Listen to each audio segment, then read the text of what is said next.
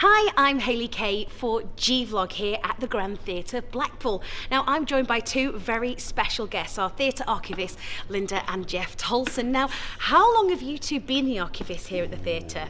Oh, that's quite a hard one. We've been telling the Grand Theatre story from the late 70s, when we were trying to obviously purchase the theatre from the EMI company. But we've actually had the title archivist since 1995. Now, I was wondering, obviously we're sitting sort of in the stalls, or we're stood in the stalls.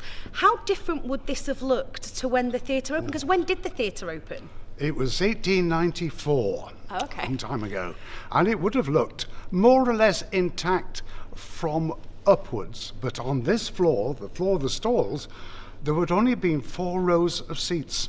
Oh, okay. Behind that, it was flat, and an audience could come in at the back, didn't pay as much money, obviously, but they had to stand. Ah, so that's like the cheap seats is So standing. there we are, Exactly. the pit. A little bit like the Albert Hall when Yeah. we watched the last night of the proms.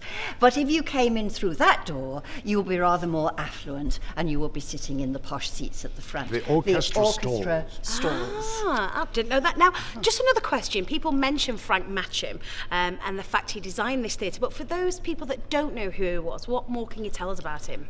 Oh, Frank Matcham, very famous theatre architect. He designed or remodelled over 150 theatres in this country. Sadly, there's only about 17 or so left. Progress. Virtually untrained. He worked with architects, but he didn't actually attend any schooling for it. So he learnt on the job. He built, amongst other theatres, this one being, we think, is the best example of his work, he built the London Palladium. Wow. And the Lyric at Hammersmith, a whole host, the Belfast Opera House, the Buxton Opera House, prolific designer and builder of theatres, a very gifted man.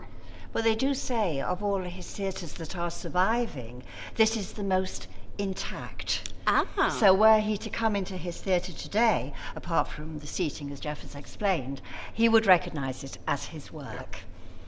The thing that everybody remembers about Frank Matcham, he is the architect who eliminated pillars.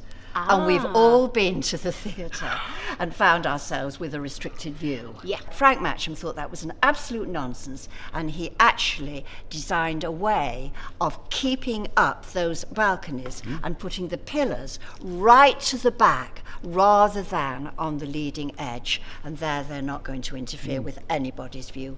Partially cantilevered. So I hear, Geoff, on opening night of the theatre, am I right in thinking Lady Queensberry was in attendance? Yes, she was actually sitting in this box. Oh, okay.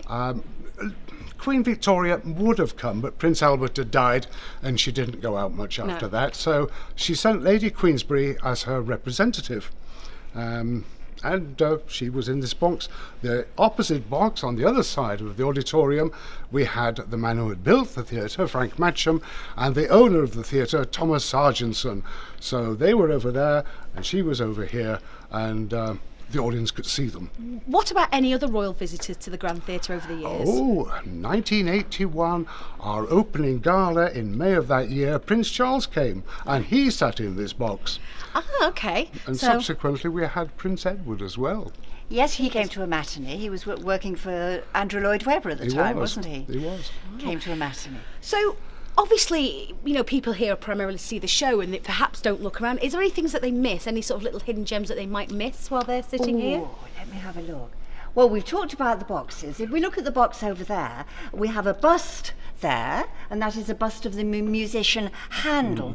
This theatre has two main elements, two main preoccupations: to always show the best in the arts and in music. So there we've got the music side of the theatre, and if we were able to look, and when you come to the theatre you'll obviously be able to see for yourself, over this box we have a bust of Shakespeare. Ah, okay. So we've got the drama and we've got the music. If your eyes go up, we have 4 beautiful ladies, look almost as if they are holding up the prow of a ship, but they're holding up the dome. 1, 2, 3, and there's one over us here. They're known as caryatids. Very, very beautiful, but we really would need to go much higher up to see because them. the ceiling is really is for me is the favourite. You can't help but have a proper look up. What more can you tell us? Because I don't really know a great deal. It is the star of the show. This, interestingly, probably isn't the 1894 ceiling. Frank Matcham tended to put his buildings up very quickly. It took him 9 months to do this one.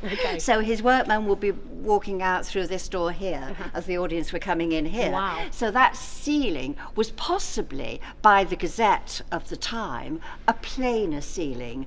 But a couple of years later, he will bring back his artists and they would embellish it, and we would end up with this gorgeous ceiling. Eminent men of the theatre, we have Shakespeare, we have Keats the poet, artists, dramatists, all on the ceiling.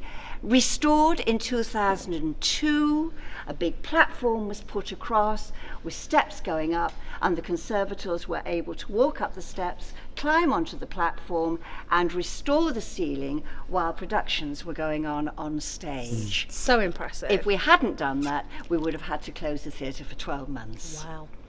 But when we do our full tour, then obviously we take you much higher, Yeah. and you can see that gorgeous ceiling in detail. So, Geoff, tell us why we have the Iron Curtain.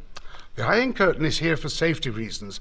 It's called the safety curtain, but in the business, it's called the iron, obviously. If there were an incident on stage or round about here and there was a bit of a fire, we can drop the safety curtain. It seals off the auditorium and all our lovely patrons from any fire, so they can escape quite safely without getting singed.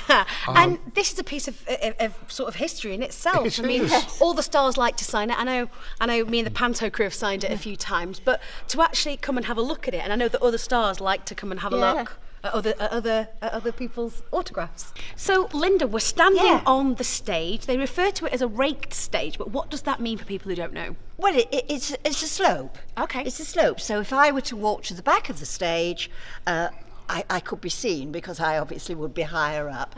And that's quite good if you're dancing and people want to look at your feet doing your tap dance or whatever. People can be seen at the back of the stage from the auditorium. And what about this area to the side? That's the prompt corner, usually just simply nowadays called the corner. That's the centre of activity, if you like, when the play or the show of any kind is running, because that's where it's run from. They give the cues from there, and they operate the sound for the tannoy system. All the dressing rooms have their own loudspeakers in, so they can hear what's going on. Also on the corner, there's a flat screen monitor, because at the back of the upper circle, we have a camera.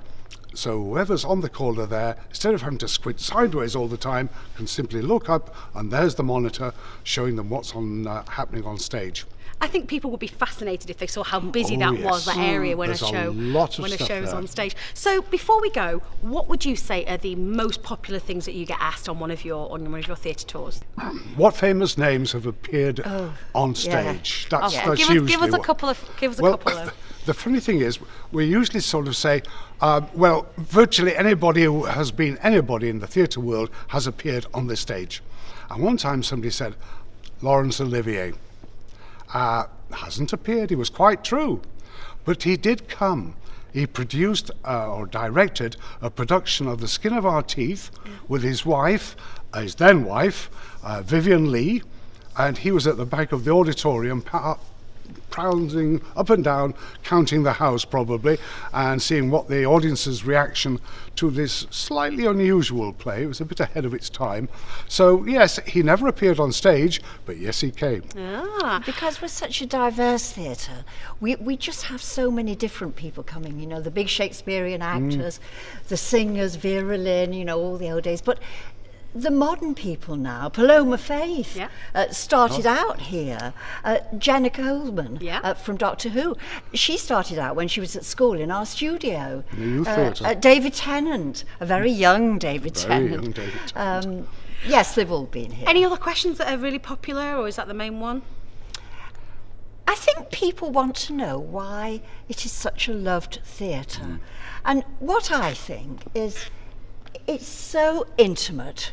It's quite large. We seat over 1,000 people, but it is so intimate. And the secret is the wonderful curve of those balconies. Yep. They curve round, and not only do they curve, it's an inverted curve, but they slope towards the stage, so that if you are standing here, and you must know this yourself, Hayley, if you're standing here, you almost feel that the audience are holding you in a warm embrace. Yeah, it's a strange thing. You come on the stage and you just feel like there's magic in the air, like you can reach out and touch them. They're so close. Absolutely. It's lovely. Well, thank you so much for giving me a little sneak behind the curtain today. I've thoroughly enjoyed it, and I've learnt something too. That's I really nice. have learnt something. And if you want to get involved and join Linda and Geoff on one of their heritage tours, well, you can visit our website. It's blackpoolgrand.co.uk. You can call the box office on 01253 290 190. I've been Hayley Kay for gVlog.